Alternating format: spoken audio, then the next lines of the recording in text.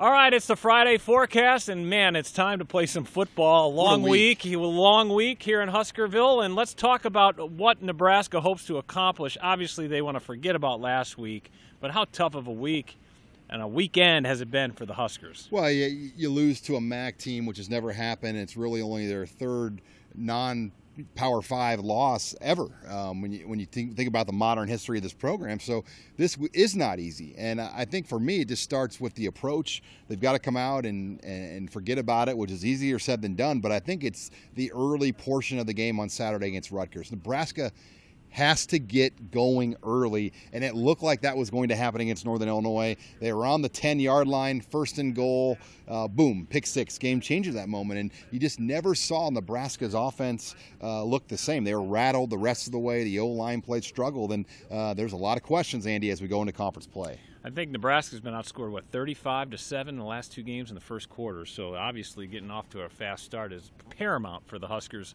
Obviously the injury bug has bitten the Huskers. How banged up are they, especially on that offensive line? Yeah, that is where the problems are right now for Nebraska. Matt Farniak broke a bone in his left hand or wrist in the game this past Saturday, where if he plays, it's just going to be very limited, maybe special teams type stuff, but you can't really count on that. And David Neville's got the stress fracture in his foot. So, do you want to bring him back too soon, or do you want to have him rested, possibly maybe for Wisconsin? So it leaves a dilemma, I think, for these at least next 2 weeks with Rutgers and Illinois, depending on when you get Farniak back and when you get Neville back. But do you burn the redshirt of Hymas? Do you put Cole Conrad from center back to right tackle where he started games last year and go with Michael Decker? I know Mike Riley hinted that they thought about that, but that may not be the best option. So I think it's a real puzzle for Mike Cavanaugh. He's had these puzzles, though, last year, and he had to figure out ways to get through it.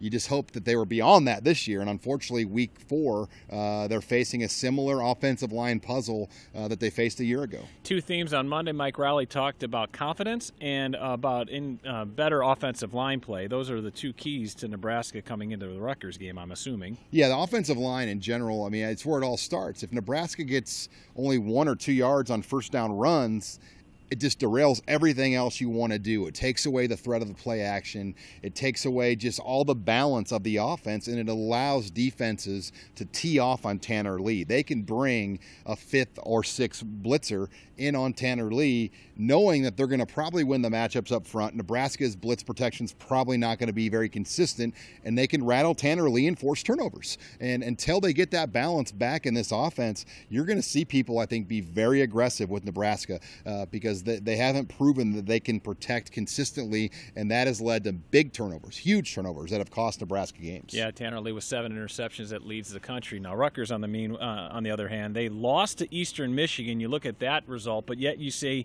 man, they played Washington tough in that opening week game. What kind of Scarlet Knights team do you expect? Opening weeks are hard to figure out because that was a home game, so Washington traveled cross country. Week 1, there's always just some twist to a week 1 game, and I'm sure they were able to utilize that to their advantage and being at home as well. But I still think this is a team that is very much rebuilding, trying to get things figured out in year number 2 of Chris Ash out there.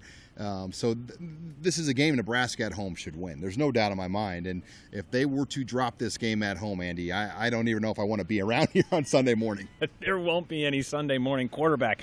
Kyle Bolin and Jonathan Lewis, they are the two quarterbacks that split time for Rutgers. Lewis is a true freshman and really dynamic as a runner, isn't he? Yeah, and then you've got Bolin, the other guy.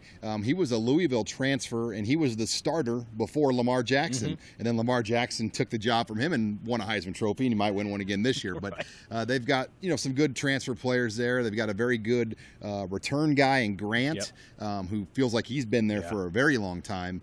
So the special teams play and bottling up Javarion Grant and what they do, that will be a big part of the game here as well. Bottom line, this is a game that Nebraska has to take care of Nebraska. If they do that, they're going to win, right? I mean, yes. Right? I think if Nebraska just doesn't turn it over like we've seen and allow touchdowns with their offense, because Nebraska's defense has played well, and that's been overshadowed the last 6 quarters because of the inability of the offense to be consistent and protect. And it's as much of a must-win as there has been for Mike Riley. I think we've said must-win a lot over the last 3 years, but this truly is, if they're going to salvage anything here. Just think about this: a 6-3 record right now, Andy, in the Big Ten, which would be considered a good Big Ten year for most people, gets Nebraska only to 7-5. So there's a lot in front of them, to even get to 6-3 in the conference, or 5-4. 5-4 gets you to 6-6. So it's scary to think the damage the non-conference schedule has done to the final win total of what this season's going to be. Well, it's a must-win, and it's against Rutgers. It happens this Saturday at 2:30 kick here at Memorial Stadium.